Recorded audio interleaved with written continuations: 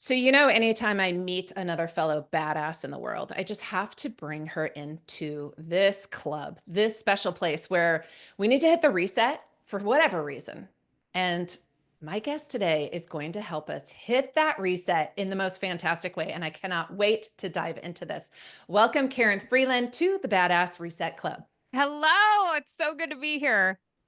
I'm happy to be face to face with you. I met you once already and I just adore you. And I think that we've got maybe this like bi-coastal hype party happening for really helping women to reinvent themselves, to hit the Yeah. reset, to be the most badass version of themselves, and to be free of whatever it is that they've been carrying up to this point. So you and I both love, working with women in midlife.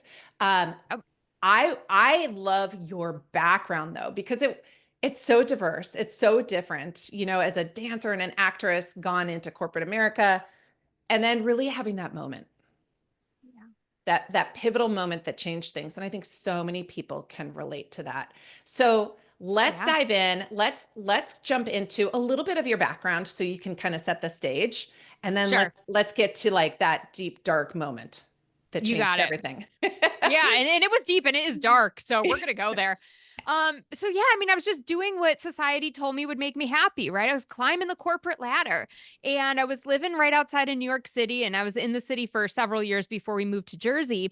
And so it was all about appearances. It was all about your latest Gucci bag, your Salvatore Ferragamo shoes, I had it all. And so it was like this constant just trying to keep up with everybody else. And I think you get so wrapped up into it. You get so wrapped up in that title on your business card, on your LinkedIn, that Mhm. number on your paycheck, and you're just chugging along. You're in survival mode, but almost without even realizing it, right? Like I'm getting married, I have two kids. Like life is just passing me by, and every day feels like Groundhog's Day. But I don't realize it until 2019 when we have 2 deaths in the family in the span of 4 months.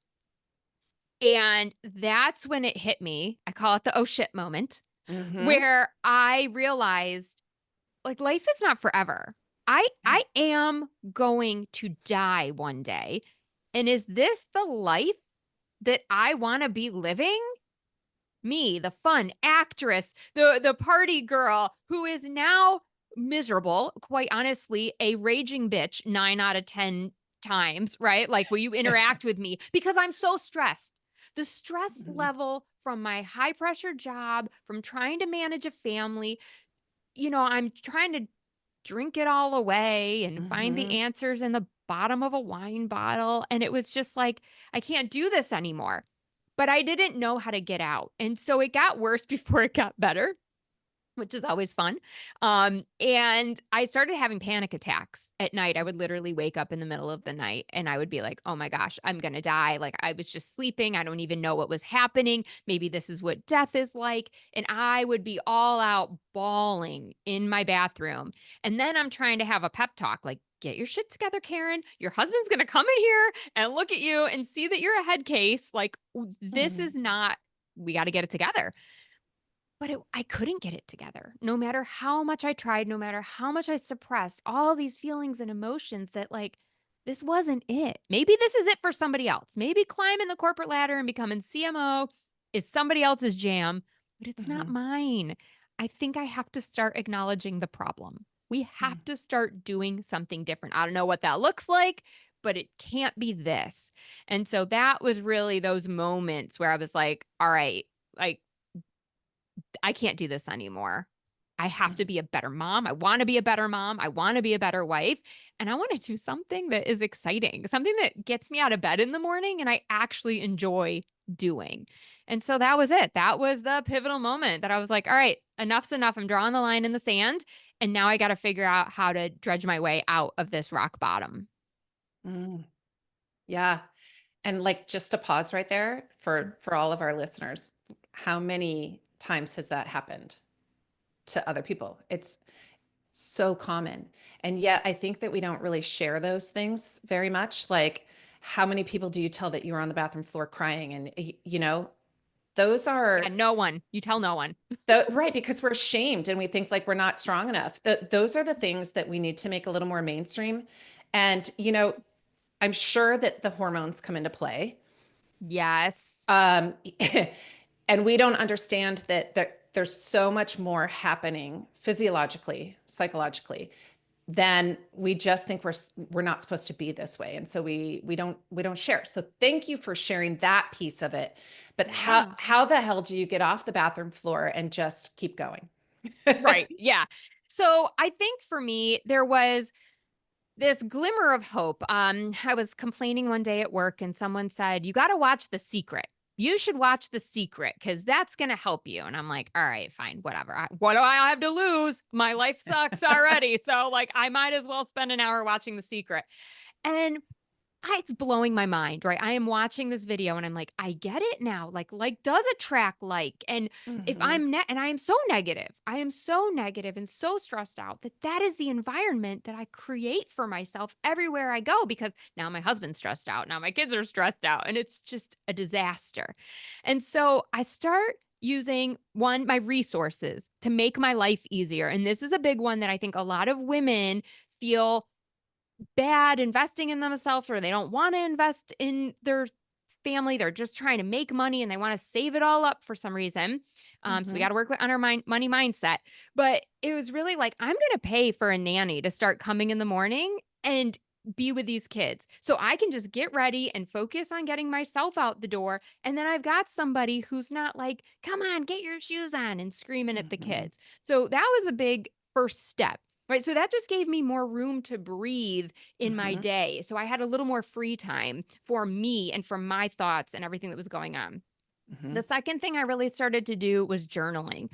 Like I knew I had to face some demons, like things like I didn't think I could get a job anywhere else and make money. I didn't think I was capable of running a business and leaving and becoming a consultant or start becoming a life coach. Hmm. I had a book, my first book, which was a memoir, sitting on my laptop since 2009. This is 10 years later. And I'm Right. like, why don't you write the book, Karen? Finish the book. Like, who cares what people think, And so I had to really journal through all these limiting beliefs and come face to face with the scary stuff. Like, will my husband still love me if I'm not a breadwinner? That was a legitimate thought. That was a legitimate fear, but I didn't want to look at it because the thought scared me. But once I was able to really acknowledge those thoughts and even have a conversation with my husband about it. It was like, oh, this is unfounded. I'm wasting so much time and energy sweating these little fears that are nothing. They're non-existent. I don't have to worry about them. Um, Mm. so those were two really big things. And then I think when I started to explore hobbies, that's kind of the third piece for me was like, I need a life outside of work. I just need to know what would I do if I weren't doing B2B marketing, which is what I did for most of my career. Hmm. And I got into some hip hop yoga and I started working out more. And Fun. yeah, I went to some dance classes in New York City at Broadway Dance Center. And I was terrible and I couldn't walk for 8 days because I was so sore afterwards. But I'll tell you what, it was the most joyful experience for me. And I just remembered what it was like to feel my heart beat again, to be Mm. happy, to have a genuine smile, not one that was faked, like 'cause I was Hmm. faking it all the time at work. Like, yeah, this is great. Um, but just real authentic happiness. And I was like, wow. So it's all of a sudden I started seeing the world from a different angle. There were new possibilities. And I Hmm. could start to see, well, maybe there is something to being an entrepreneur. Maybe there is a way that I could really shift things even more. Hmm. And I Uh-huh. talk about it in my book, like the domino effect, right? Where you kind of like knock down one domino and then all the rest of them start to move more quickly. So once I was like, okay, well, maybe I could try this entrepreneur thing. And I ended up getting gifted a layoff from the universe. So thank you, God. And I was like, okay, well, here we go. We're going to do this author thing. We're going to start this business. And then I was like, well, crap, why do I even live in New Jersey? I don't want to live in New Jersey. No offense if anyone lives there. Nothing wrong with New Jersey. It just wasn't for me. I lived there because that's where the corporation I worked for was. So I was like, Hmm. well, if we could go anywhere in the world, where we go? We decided to come to Greenville, South Carolina. Let's do it. Packed up our whole family, knew nobody there. But it was like, once you started making these little changes, everything got easier to make the next change. You just got to kind of get the Sure. momentum going. Yeah. Yeah. Yeah. Good stuff there. I love those three things that helped you. Mm, And I love having that like little pursuit of an outside hobby or two or three. But Karen, go back because you said you yeah. had your book sitting there since 2009. Yeah. Please share with us the name of that book because I love Okay. it.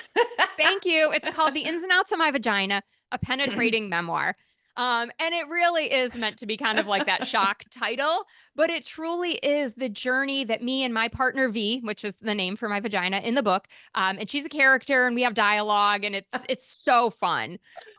And we go through life together, right? And all the experiences. So we talk about, bikini waxes, we talk about urinary tract infections, we talk about sex, we talk about sex when you're pregnant. But we also talk about serious things like miscarriage, right? And what Mm, that was like, birth, and they almost aborted my son, needless, un- unnecessarily. Did I get unnecessarily. the word Yeah. out? Yeah. Please. Okay. Yes. Wow. And so there was like a lot of scary things in there too. And so it really just takes you on this beautiful journey of what it's like to be a woman with a vagina, right? And so Fantastic. it was so fun. But again, there was like this creative spark that awakened in me when I was Mm, doing that, that then allowed me to pave way for the second book, which yeah. was Grab Life by the Dreams, the essential guide to getting unstuck and living your purpose, Hmm. and really lay out the blueprint for everyone for exactly how I made this shift and how you can apply this to your situation and make the shift in your life too. Yeah, and at what point did you leave the corporate and how did the life Yeah. coaching come into play? Because the life coaching Yep. goes hand in hand with this new book of yours It and does. having that blueprint for women. But talk about what Yeah. that was like. And I'm also really curious, like what did the corporate world think about your ins and outs of my vagina book? Yeah, well, that was interesting. So the Can't even timeline, imagine no, yeah. the coffee talk. Can only believe it. Yeah. So 2019, right, is kind of like the epitome of this whole midlife crisis. I watch The Secret. Pick up the book again, and I'm like, that's it. I'm gonna write this, whether I published it or not, doesn't matter. But I told myself I was gonna write this book. Dang it, I'm gonna do it. And so I would say I got my editor like February, March of 2020, right before the world shuts down, right? So I Mhm. take this huge down payment for this editor, more money than I spent pretty much on anything other than a car and stuff in my life. And then I get the notice that the world's shutting down, we're not paying bonuses. And I'm like, "Oh my gosh, did I just make a big mistake? Whatever." And I'm like, "No, Uh, I've got to bet on me. I'm staying the course." And so then fast forward to August 2020 and I get the call, "Karen, your position has been eliminated." And I was like, mm. "Thank you. I've been fantasizing about this for years." And so, you get your little 3 month severance or whatever. And I was like, awesome. This is the sign that I needed to just be like, yep, Karen, it's like a mama bird, right? Mama Mm, bird was standing there on the edge of the nest with me going, fly, girl, get out, fly. I mm. need you to go. And it's so hard when you have made this kind of money, right? Six figures. We're talking like 200-ish thousand dollars a year, right? And to turn around and walk away from that, right? And Mm, go, I'm not going to just get another job in corporate. I'm going to do something completely different. I'm going to have success on my own terms. mhm. So it was challenging. And there's times I was like, oh, am I making the right decision? But the universe just kept telling me, like, you got this, you got this. So I started life coaching about 2 months later. It didn't take long. I thought I wanted to be a health coach. I thought I wanted to hang out in the gym all day and to be a personal trainer. So I took an online course. Like, this is the thing, whatever you're thinking about doing, you got to take little low risk steps forward. So there was this free webinar to come learn about becoming a health coach. And so no risk. It's an hour of my time. It's free. I sign up, I go, I start hearing about it, and I'm thinking, this is cool. But they start talking about life coaching and how you can get Mhm. like this dual certification. And I'm like, no, no, I don't want to worry about the health stuff. I'm like, I'm going all in on the life coaching. This is my jam. I'm going to help people get rid of the golden handcuffs and make that leap from corporate to whatever it is Yes. that they want to go do. Like this. And it was just like so divine, right? That I would have this download in my head and be like, yep, no, this is the path, right? Mm, And that was it. I just jumped in and trusted myself. Now, I will say I consulted in the tech world for about almost 2 years. at the same time when I first left, just to give Uh-huh. me that cushion, but I did it Okay. part-time, you know? Okay. And I think that that's okay, right? Because we think it's all or nothing. It's not all or Right. nothing. It's whatever the heck you want it to be.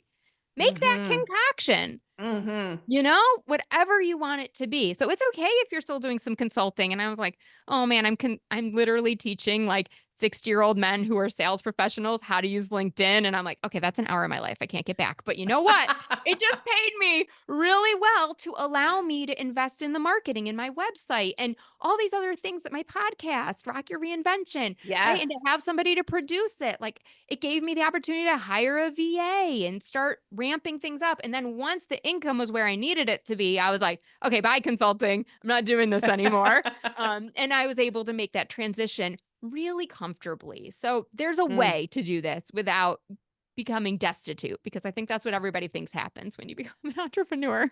Well, right. And what do you call it? That you've got a trademarked method. Oh, yes. Edit your life. Edit your life. Yes, which is Hmm. so super cool and helpful. And I think that, it's not just for us middle-aged women. No. It's for our kids. It's for the younger people. Like people have to understand nothing is permanent. Right. You, Thank you. and it doesn't have to be so black and white. Like I always think you should just jump in. I'm the girl who says yes before I think anything through. Yeah, I Yes. can figure that out later. Let's do it. And then, Hmm. then it'll come. Yeah. But nothing needs to be so, and I don't know if that's where like I don't know if we got it when we were younger that we had to make a decision and stick with it. I don't know if it comes from like our parents who had one job their whole career and Yep. and didn't stray. But there Yeah. is this shift. And I just think that this is such an incredible thing especially for my listeners to hear, because I know a lot of people feel stuck. And Hmm. we talk about this all the time, the sandwich generation that we're in. We've got kids that are getting older. We've got parents that are aging. Yeah.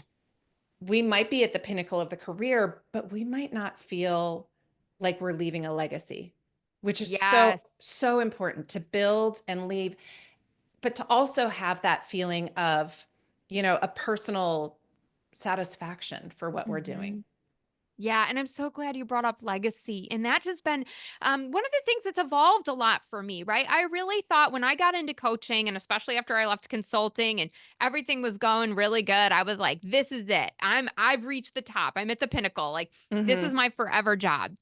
And then you know what? I got involved with a charity. It's called Switch, and they are here in Greenville, South Carolina, and trying to stop sex trafficking. And Mm. I didn't even know this was a problem. Okay. And that's like a whole other podcast. But what happened is it really drew me in, and I thought, I need to be a part of this movement. I want to do something to protect our youth.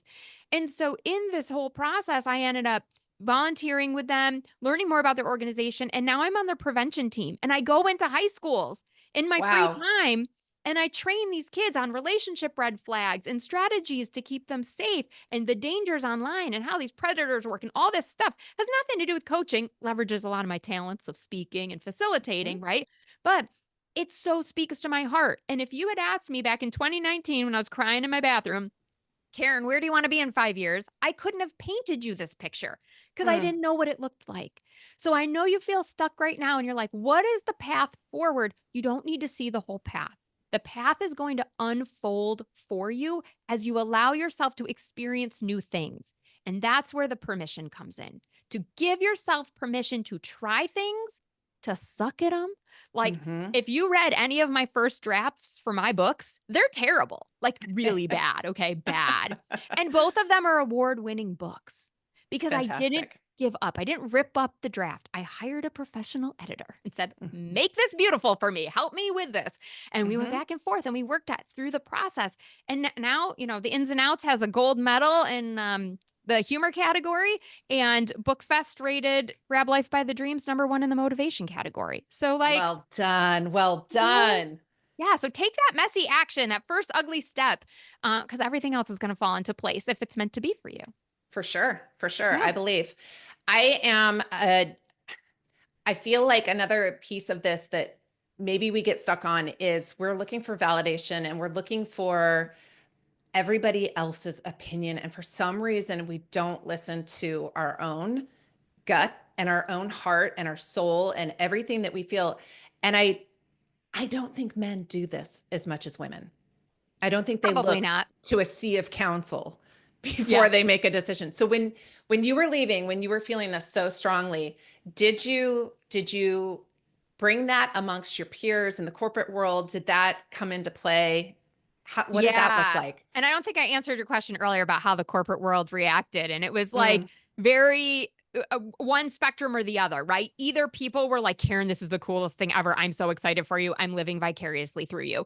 Like, mhm, this is really neat. Or they just went dead to me. And then I mm, was like, oh, why did I care what you thought anyway? Like, I mm, thought we were BFFs and you actually just dropped me like a bad habit. mm, Like, why do I even care? I mean, honestly, if I died tomorrow, which knock on wood, I don't, but if I did, how many people from my corporate career would show up at that funeral? I don't even know if I'd have one. I mean, I wow. really don't. I really don't. Now, I don't live in the town that I used to work in, but still, no one's flying in to be at my funeral. No one cares. Right. So, like, yes, I spent so much time wondering what they were going to think when who cares what they think? Oh, what do I think? What do I think of me?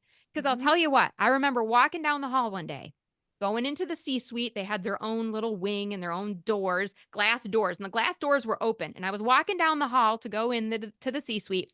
And I remember looking at myself in the mirror, and I had short black hair at the time. I had this black dress on with black pumps, and I just looked like death, to be honest. And it was right after they told me that my chief of staff job was done. And I was just like, I don't even like me. I don't know who I am, but I know that that reflection looking back at me right now, I hate her. I don't want to be her. This isn't me. And I just needed to get out. So, mm. anyway, I just thought I'd quickly share that. But Wow. yeah, from the corporate perspective, there were a few people that I kind of shared about the book. There was a couple people who Mhm. one person found me on Instagram and was like, "Is this you?" And I was like, "Oh shoot, yeah." She's like, "Well, I love it." And I'm like, "Good, don't tell anyone." So I had a couple of ride or dies who were with me and cheering me on, but I actually found a completely separate group. So for any of you who are looking to reinvent and you don't feel like you have your support system, go create a new one. So this Mm, was during COVID. And remember, I said during COVID, and I was going to the Australian group's meetup in the morning. It was their coffee chat, and I would come with my wine at 8 p.m. And we would sit down, we'd have our big networking coffee chats, and I would just phone in. So none of these women knew me. They didn't know my husband. They didn't know my kids. They didn't know anything about me. And I built these relationships, and every single one of them cheered me on. And I credit mm. a lot of my transformation to the support and encouragement from the women in that group. So if you need a new circle, get you a new circle because it makes all the difference. Yeah, it does. Okay, how did you find that Australian group? It was called Business and Heels. And I was just Ah, like looking up networking groups for women. And I was like, ah, boom. And I knew someone who was in it too. So she was like, come do this. This will be good for you. And it was life changing. yeah, yeah, yeah. That's fantastic. I agree. I was sharing with Karen that I just got back from a reinventing the woman retreat in the Dominican Republic, and it was so worth my 17-hour commute to get there. Yes. When you can put yourself into the company of other people who they don't ask the first thing, that is said between each other, what do you do? That's Right. that's the most uninteresting thing, right? Like just getting to know women who are there to lift you up and to reignite your passion for whatever it is that lights you up. Yeah. I think that we're in a place too that it's so easy to find those groups, those people who will have your back. And I think we got to be really careful about our precious commodity of time, Yes. and who are we spending it with, and what is it making us feel like, and what are we doing with this precious commodity, and how are we going to leave it? So Yeah, I, and who are you taking advice from? Just one last thing I'd mm, love to leave people with is, and this really got me. Someone else came up with this. I didn't make this up, but like, look at the person who is giving you advice. Do you want to live like them? If you want to live like them, then you can listen to their advice. But I have a lot of people who told me, Karen, but what about getting a second home? And what about needing this? And I'm like, I don't need a a second home. That's not what's going to fulfill me and make me happy. I'm okay with one home, you know?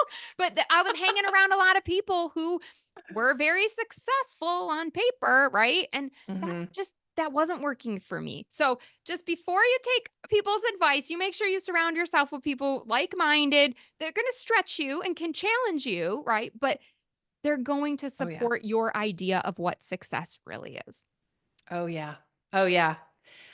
Where are we finding Grab Life by the Dreams? Yeah, it's available on my website, KarinFreeland.com, Karin for Karen, and / dreams. So you can go grab it there. It's in Amazon and Barnes and Nobles, but you can learn about it there and grab all the different formats, audiobook, paperback, or ebook. Perfect. Is there anything that you haven't shared that you want everyone to know? You're more powerful than you realize. So you can change your Mm. circumstances no matter where you are, no matter how stuck, no matter how rock bottom you are right now. There is hope. And you just Mm. have to believe that and take the first baby step. Yeah. It's not such a secret, is it? It isn't. It's not rocket science. I mean, if you go read Grab Life by the Dreams and you learn the edit methodology, it's envision your goal, document your goal, invest in the goal, take action. I mean, this is not rocket science, but it's laid out in such a simple process that anyone can walk through it. Anyone can apply it to whatever their circumstances are. So it makes it really accessible and fun. Yeah. Did you hear that, everybody? Go get this manual. It'll help you. Okay, Karen, last question for you. Yeah. What makes you feel like a badass? Lacy thongs? That's But I will say I do like to feel sexy. I literally have like cheetah like black and white cheetah bra on Okay. right now. And so I was Okay. like, yeah, I'm ready. I'm ready to bring it for the Badass Reset Club. So Yes. Yes. Yes. That beats my sports bra a little bit. no, I don't know. If I like a good sports bra sometimes. Had you gone down into the health coaching or, to that I'd be side of it, living in it. you'd be, yeah, no cheetah bras for you. All, No. all Under Armour all the time. Oh, that might be my most favorite answer. Thank you for sharing that. And now everybody has to just watch this on YouTube as well. All right. Thanks so much for tuning in. Everybody go grab Life by the Dreams and check here. There we go. She's got the book in her hands and it's even my favorite color. Check out Karin Freeland. Make sure that you are not living the life that you don't want to live. And Karin can help you get there. Thanks for tuning in, everybody. Stay badass and we'll see you next time.